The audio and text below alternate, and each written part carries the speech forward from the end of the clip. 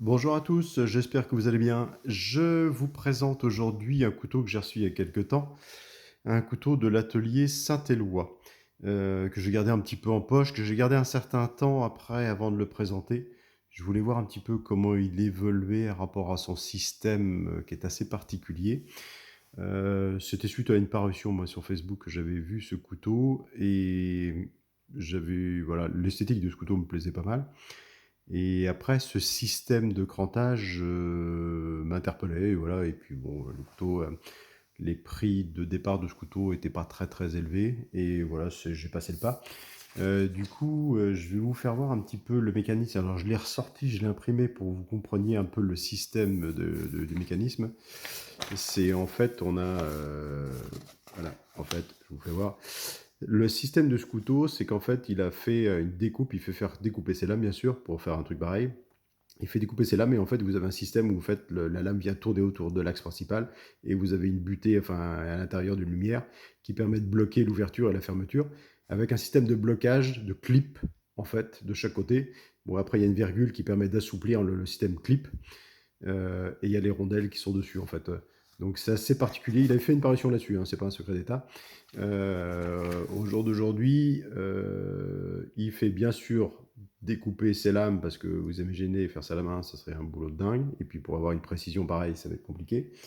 Je l'avais eu au téléphone et en fait, il travaille avec une société tiernoise qui est pas mal aussi, qui travaille avec beaucoup de couteliers, parce que j'ai déjà entendu parler de cette société, c'est Rodi Rodier, qui fait tout ce qui est pré-découpage de tôle, etc. C'est vraiment leur activité principale, eux, en fait. Ils font tout ce qui est découpe laser, jet d'eau, enfin, ils font tout type de découpe. Ils font beaucoup de pièces pour le milieu de la coutellerie de manière générale, en fait. Donc, ils vont permettre de faire de la série et surtout de faire cette découpe qui est dans la lame, en fait, qui permet d'avoir ce clippage. Alors, en fait, on a un cran qui maintient. Alors, c'est un axe principal, c'est un système un peu de crantage, et on a un crantage aussi pour la position fermée de la lame, en fait, quoi. Donc, le système est vraiment bien pensé. Je l'ai beaucoup utilisé, enfin, beaucoup utilisé, je l'ai beaucoup ouvert, fermé, etc. Pour voir si le système de crantage, donc c'est bien ce que je pensais un petit peu, c'est que le système s'assouplit. En fait, moi je l'ai ouvert plusieurs centaines de fois, etc. Et il s'assouplit, c'est-à-dire que le crantage est un peu plus ferme au départ. Et une fois que la mécanique est un peu rodée, vous avez un système qui va vraiment s'assouplir. Donc la tenue de la lame pour une utilisation normale, elle est suffisante. Il n'y a pas de souci. Par contre, à long terme, je pense que ça va vraiment continuer à s'assouplir. Il y a un rivet qui permet de maintenir et de serrer éventuellement, de forcer un peu la lame. Alors par contre, il faut que je mette du frein filet parce que les vis ont tendance à se dévisser un peu sur celui-ci que j'ai. Il faut que je lui mette du frein filet pour éviter que la vis se défasse. Je pense que c'est dû un peu au système, comme il y a une partie frottement, ça fait un peu dévisser les vis. Donc du coup, il faut que je mette du frein filet. Sur celui-ci, il y avait une fausse pièce à l'arrière qui permettait de faire un guillochage. Et moi, je lui ai demandé les plaquettes sur de l'intercalaire, ce qui ne fait pas souvent, mais j'avais vu quelques parutions où il en avait. Et donc, j'avais préféré le mettre sur l'intercalaire, en fait, quoi. Donc, la fausse pièce, elle est juste là, elle est un peu flottante, elle est juste là pour maintenir, entre guillemets, l'écartement, entre guillemets. Et en fait, vous voyez que l'axe, en fait, qui permet de maintenir l'ensemble. Il y a un système un peu caché, je pense, du montage après sur la partie arrière. Il y a d'autres pions qui sont mis parce que je vois des renflements au niveau de la fausse pièce. Il y a d'autres rivets qui sont logés dedans pour maintenir après l'écartement.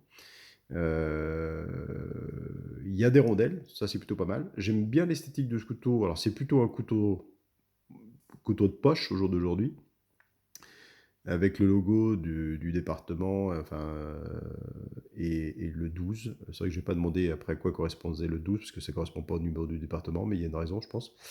Voilà, je trouvais l'esthétique, la bec de Corbin, ça c'est des couteaux qui me plaisent toujours pas mal. Mais on est sur un petit modèle, on est sur du 107 mm fermé, et sur un modèle ouvert de 190 mm. Donc plutôt couteau de poche, même si voilà, on peut très bien manger avec. Euh, Manger avec, ça pose pas de problème par rapport au système, parce que ça se tient bien. Bon après, c'est pas pour faire du bushcraft, parce que voilà, c'est un système, ça maintient bien la lame.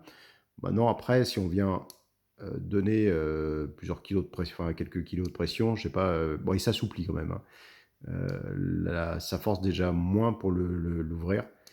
On n'est pas sur un 2 clous, mais on est sur un couteau un peu système, un peu hybride, entre guillemets. J'avais déjà vu des trucs similaires chez certains couteaux chinois où ils faisaient des systèmes un peu analogues, mais pas tout à fait faits de la même manière. Donc là, c'est un système qui est breveté, hein, qu'ils ont mis, où ils ont déposé un brevet dessus. Là, sur celui-ci, donc j'ai le guillochage, j'ai les intercalaires en G10 et c'est une loupe de tuya. Donc il avait fait une parution sur une loupe de tuya. C'est un bois que j'avais pas, j'adore l'odeur du tuya. Alors c'est du tuya marocain, loupe de tuya marocain. Et j'aime bien l'esthétique du couteau, il est vraiment sympa. Donc c'est plutôt un petit couteau de poche, un petit couteau pour faire des petits travaux. Manger avec, ça pose pas de problème. Par rapport à la tenue de la lame, ça tient très bien, il n'y a pas de souci. Après, ça sera vraiment d'une utilité légère. J'irai pas couper des branches ou tailler du bois avec, parce que là, j'aurais peur que la lame se referme, parce que le maintien de la lame a une certaine limite, en fait. On n'est pas dans un cran très dur ou un cran forcé, ou un cran plat, etc. La tenue est en dessous, mais par contre, pour une utilisation quotidienne, pour manger avec, et encore manger avec, faire attention, si vous coupez du pain ou des choses comme ça, faire attention que la lame, je le vois plus comme un couteau de poche au jour d'aujourd'hui que même manger à table avec. C'est plutôt un couteau de poche pour moi au jour d'aujourd'hui, qui permet de faire des petites tâches quotidiennes, ouvrir des cartons, des choses comme ça marche très bien. Après, pour une utilisation un peu plus soutenue, la lame peut descendre rapidement après. Alors, on n'est pas dans un friction, on est entre les deux en fait, quoi. On est vraiment en entre deux. Le friction qui n'a pas du tout après de tenue, sauf s'il y avait une lentille. Là, il n'y a pas de lentille. On est, je dirais, en entre deux. Donc voilà. Bon. Par contre, je trouve qu'esthétiquement, le couteau est sympa. Sur son site internet, enfin sur le site, sur les Facebook, il présente quelques photos de ce qu'il a fait. Les premiers couteaux, les premiers prix sont dans les 80-90 euros dans les premiers prix de couteaux, dans des bois locaux, sans guillochage, sans intercalaire, etc., sans loupe. Celui-ci était en dessous des 200 euros après avec les options en fait de plaquettes. Alors je trouve la différence entre les deux assez importante d'ailleurs. On passe de 80 à 190 euros. Là, c'est du fait que j'ai un guillochage, que j'ai des intercalaires, j'ai demandé des intercalaires et que j'ai les plaquettes en loupe de tuya. Euh, donc voilà, donc c'est l'artisan, c'est Monsieur Charles Carl, et il travaille avec son frère Alain, qui réalise aussi d'autres couteaux. Ils ont d'autres couteaux, ils font d'autres couteaux, ils font pas que celui-ci. Ça, c'est plutôt un couteau, je dirais plutôt type régional au jour d'aujourd'hui. Et après, ils font des couteaux, après d'autres types de couteaux qui sont des couteaux régionaux, mais voilà, ils ont d'autres types de couteaux, hein, ils n'ont pas que celui-ci. Mais celui-ci, est, je pense, c'est le plus mis en avant et c'est le couteau de région, entre guillemets, quoi. Donc, ouais, non, esthétiquement, il est vraiment sympa, il est vraiment joli. L'émouture est vraiment jolie comme elle est faite, l'insculptation sur les casseaux. Le fait qu'il ait mis des rondelles, ça c'est plutôt pas mal. Le mécanisme est intéressant, mais moi je ne connaissais pas vraiment ce mécanisme. Après, il est obligé, effectivement, pour la partie lumière, de garder une certaine hauteur. Pour garder un peu de marge au niveau de l'usinage, il faut aller faire un peu plus large ici. Ça donnait un peu la forme du couteau sur cette partie-là. Et puis après, le fait de l'affiner. Alors, il arrondit sur le dessus, puis plat sur la partie inférieure. Par contre, au niveau ajustage, tout ça, c'est très bien fait. Il n'y a pas de souci là-dessus. C'est plus après, moi j'avais peur que ça s'assouplisse un petit peu dans le temps, et c'est un peu le cas. Il faut juste, voilà, on est en entre-deux. On n'est pas sur un système de clous.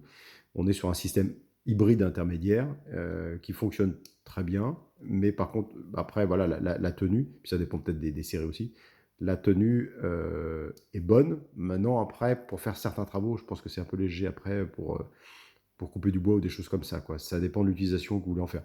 Pour une utilisation quotidienne, pour couper des cartons ou des choses comme ça, quoi qu'il faut faire attention sur certains cartons, mais après, on en appuie, il n'y a pas de souci. Bon, il faut faire gaffe pas quand il y a quand même une certaine souplesse après dans le mécanisme quand même. Après, c'est smooth, c'est vraiment le clipage est franc, surtout au niveau de la fermeture. Alors, il n'est pas tout à fait pareil entre la fermeture et puis l'ouverture. On sent bien le cran, c'est sécurisant pour faire certains travaux. On peut manger avec sans problème. Après, certaines tâches, si vous enfoncez le couteau pour couper un pain de campagne, une chose comme ça, attention que la lame ne se referme pas. Il faut faire quand même attention après à ce mécanisme. Mais esthétiquement, voilà, je trouvais le bon centrage de lame, tout ça, le couteau était intéressant. Voilà, c'est une proposition qui est vraiment honnête, là-dessus, il n'y a pas de souci. Donc voilà un petit peu pour expliquer ce couteau avec ce mécanisme qui est assez particulier et que je trouvais vraiment sympa. Donc voilà, ça c'est la carte de l'artisan. L'atelier Saint-Éloi. Et puis voilà, que dire de plus? Très belle loupe de Tuya, qui est magnifique, qui est très jolie, et qui surtout sent très bon. C'est l'avantage des loupes de Tuya, des Géneriers, etc. C'est une odeur vraiment sympathique, quoi. Et puis, avec aussi un guillochage, donc quand il n'y a pas la fausse pièce, ce sont des intercalaires qui sont mis dedans, la construction est ouverte.